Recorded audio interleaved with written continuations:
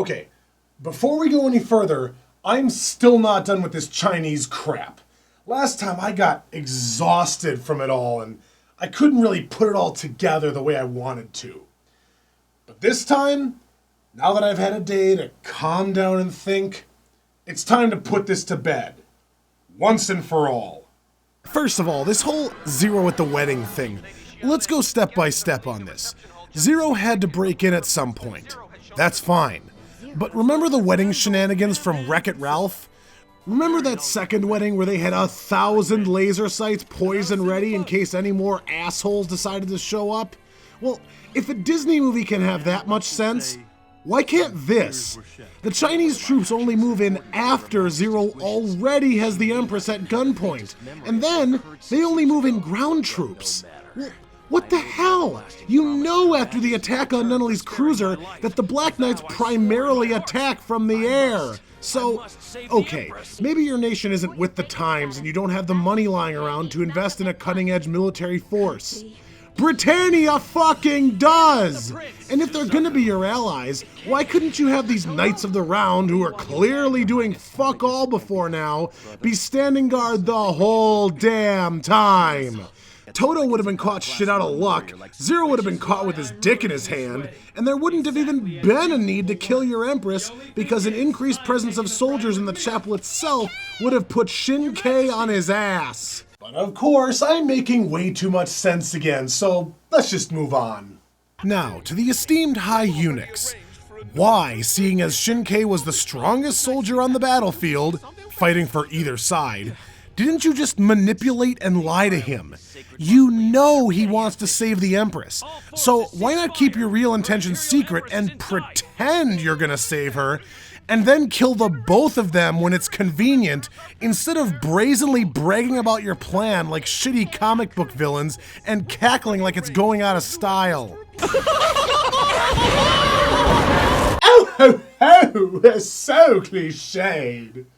But the biggest point of all that I didn't have the wherewithal to bring up is this bullshit robots from nowhere shtick that they keep whipping out like a flaccid penis. You know, everybody gets one, so I'd actually be willing to overlook Colin's big head mode shenanigans. But when you do it twice more in a single 3-episode span, it's just eye-rollingly ridiculous. Ever heard the phrase gone to the well too many times? Well, you fuckers dredged that well dry a long time ago, but it's like you can't fathom why you're pulling up buckets full of nothing. Instead of presenting a legitimately dramatic battle, it ends up playing out like two 5-year-olds on a playground. I got you with my super laser. Nuh-uh, my guy can block super lasers. Nuh-uh, it's actually a mega laser. I killed you. Nuh-uh, my guy can fly and he's just fine. Oh yeah? Well, I have a guy with a super mega chest laser that kills your guy. Oh yeah? Well, I have another guy with the ultra mega chest laser that like shoots a crystal and hits with all your guys and blows them up. There's no drama because the good guys can't lose. No matter what happens, no matter how much of an upper hand their enemies get, they just make up some stronger robot on the fly. So while I sit here bored out of my mind, the music swells to the resound of Zero fucks given. How could it get any worse than this? The Knights of the Round have become members of the Student Council. Oh no.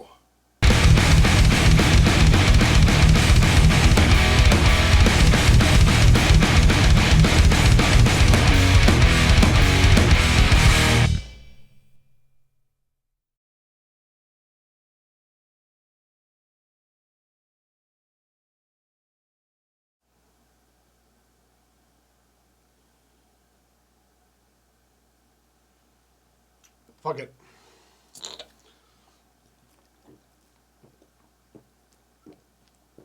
So amongst all the other shit that happened last time, Lelouch's maid also kissed Shirley because she was about to discover their super secret elevator.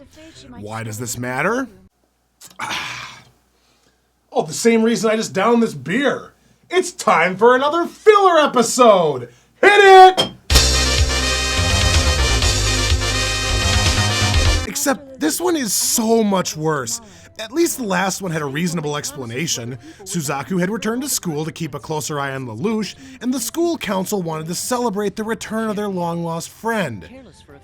This garbage? Cupid Day! I'll have every student in school wearing one of these hats. Then, if you steal the hat of your target and put it on, those two will be proclaimed boyfriend and girlfriend! You probably thought I was going too far with that arranged marriage crack, didn't you?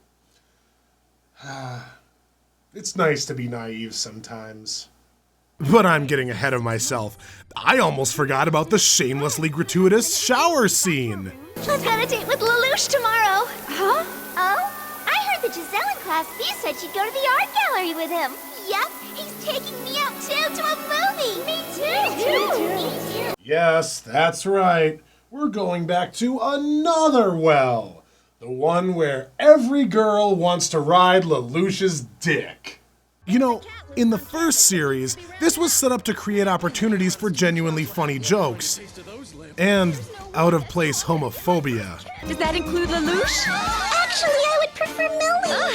Could you get back in the closet, please? What is this bitch's problem? You're telling me you don't want Lelouch's hard-throbbing cock deep inside you? 50 points from Gryffindor! But anyway, whereas the first season's filler episode was enjoyable and funny... Please withdraw your nightmare at once. This is wrong? Yes, very wrong. Wrong. Hilarious. The whole thing is just self-indulgent masturbation, with the show telling itself how awesome it is and how amazing Lelouch is and... Oh shit, here it comes again. I won't question how you obtained the hat. You're allowed to use teams or tools as well. Well, I'm glad that bludgeoning girls with hammers and shooting them with rocket launchers aren't out of the question. Rape! Oh, that wasn't funny? My bad. So, the one important thing that happens in this episode is actually something pretty huge. The return of Cornelia. In the background, Guilford has been pining for the commander that he so deeply respected and served so valiantly. But no one's been able to track her down. And in the first series, she was one of Lelouch's biggest rivals.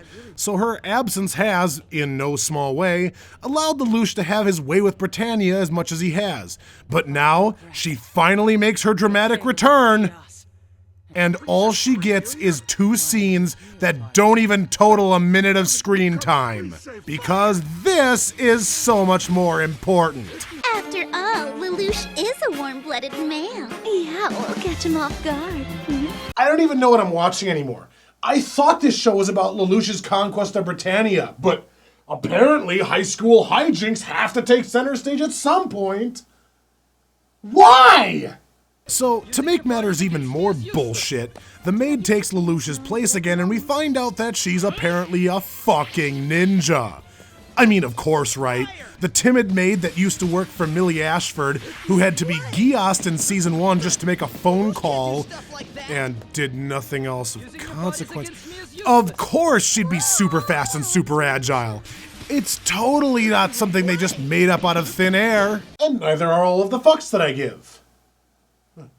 Right there. You can see him, right? So after Lelouch saves Shirley from Anya's idiocy, we have a practically pointless scene that accomplishes nothing aside from resetting Lelouch and Shirley back to where they were before that maid kissed her. Well, great, because we wouldn't want anything to get interesting or go anywhere. Ever. You want to do more than just kiss? It's okay, even if you're not serious. Close your eyes for me. You thought I was gonna give you a smooch. Oh, you dirty boy. Fuck off!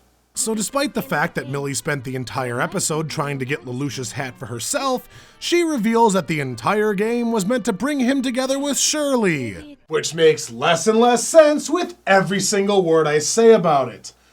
In fact, I think we might be dipping into negative sense now.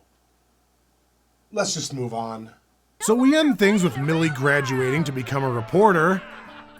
A result none of us saw coming because we never saw her actually doing anything in class, aside from this bullshit. So only God knows how she graduated. And finally, a twist that will result in one of the most offensive plot points in the show. But we'll have to wait for that dead end until next time.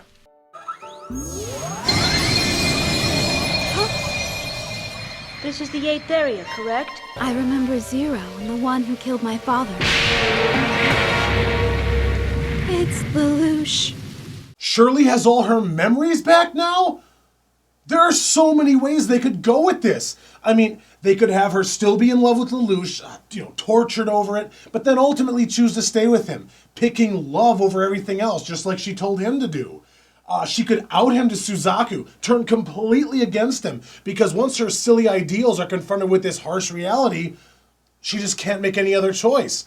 Or she could get hit with this realization so hard that she could actually pick up a gun and shoot Lelouch herself. A shocking twist that no one would see coming.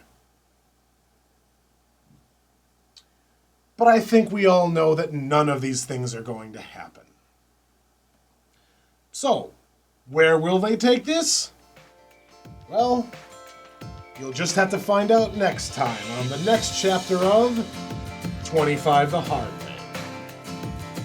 Let it all